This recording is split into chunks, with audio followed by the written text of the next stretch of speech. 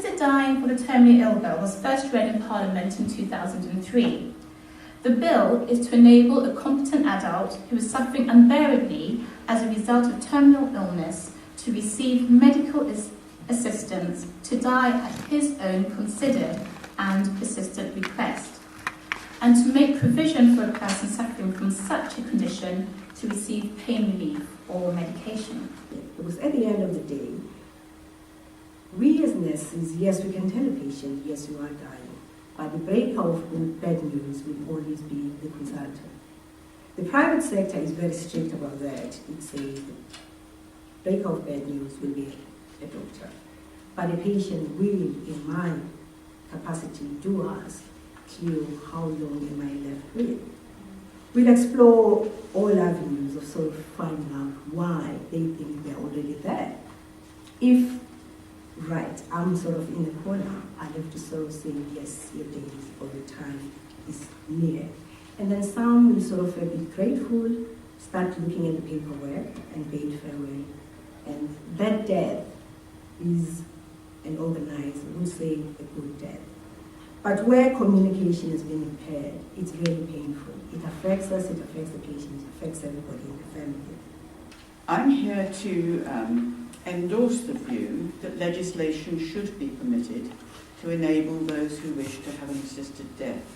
I think many of you will know that the proposed legislation was actually dismissed in the House of Lords recently on purely procedural grounds. It was not dismissed on its content. It never reached the stage of the discussion, the second stage of the bill.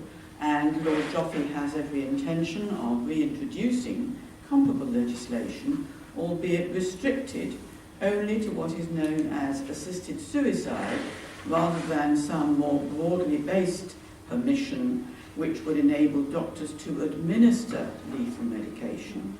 The bill, in the form in which it was dismissed, in the form in which it is expected to be reintroduced, is purely to make it permissible for patients to be given lethal medication which they themselves then take.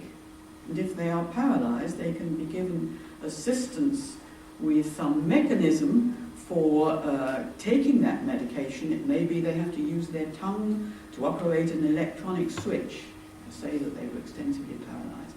But the ultimate action, the initiating cause of the death, the taking of the medication, would be for the patient to initiate. Although the proponents, or Joffe and others, have argued that it should only be something that patients ask for, and therefore it should never be something that doctors raise. In practice, the way that medicine is practiced in the NHS is under highly regulated and a very medical legal framework. It's also legal of guidelines and governance and so on. So in practice, when dealing with someone with terminal illness, the options are treatment, different forms of treatment or no treatment, and then assisted suicide becomes a therapeutic option. It is there on the list. It is something that all doctors and other healthcare professionals need to be trained about. And therefore, whenever I meet somebody with terminal illness, as one of my therapeutic options is now a new one, assisted suicide. And it's perhaps only a matter of time before doctors would be challenged because a patient didn't realise they had the option of assisted suicide and they went through unbearable suffering without awareness that that option existed. And therefore, I can't believe personally that the idea that this thing hangs in the ether but is never mentioned by professionals and the doctor waits. Is there anything else you'd like to ask me? Is there any other option you've considered?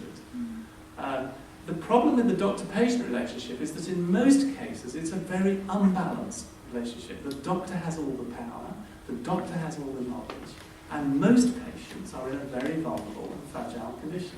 And unfortunately, in that prospect, therefore, there is the potential for manipulation. To what extent is this type of legislation actually telling society that life is actually cheap? And can you draw on the experience, on any empirical data that we have from Switzerland and other jurisdictions that maybe counteracts that message to society? I guess what this person was saying to me, even though I had some philosophical or some spiritual beliefs about the subject, I wasn't really able to hold an opinion until I had an experiential approach to it. I didn't know whether you got just an observation on, because that I guess that comment to me had a marked opinion on my approach to the whole subject. As a medical profession, then see not treating a terminal ill as also being a passive way of assisting suicide, because as you have said so clearly, that as a medical profession you are swearing basically to sustain life regardless of the circumstances. So to what level are you balancing those two, and where do the lines cross on that?